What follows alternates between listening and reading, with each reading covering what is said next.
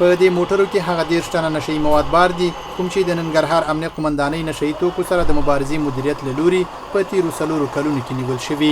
دغه نشئی مواد د سوځولو په موخه ټاکلي ځای ته یوړل شول. دغه نشئی موادو ته چې پکې هیروین، تریاک، چرس، شیشه، ټابلیټکا، زیکب او ترماډول ګولۍ او یو شمیر نور کیمیاوي تیزاب شامل وو. د ټاکل شوي هیئت په حضور کې وسوځول شول. ننګرهار امنیه قومندانۍ ویان وای له دغه نشئی موادو په توري په تیرو 4 کلونو کې 2580 قاچاقبران او ساقیان نیولي. نوموړی دغه راز په یاده موده کې د درملنې په موخه د 15080 معتادینو ټولولو خبره هم کوي.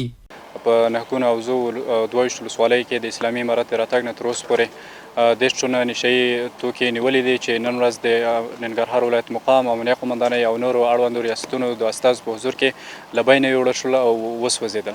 د ننګرهار اوسیدونکي وای دوی په دې ډاډه دي چې اسلامي امارت د نشئی توکو قاچاق، کرکیلې او کاروبار مخنیوي لپاره جدي هڅې پیل کړي.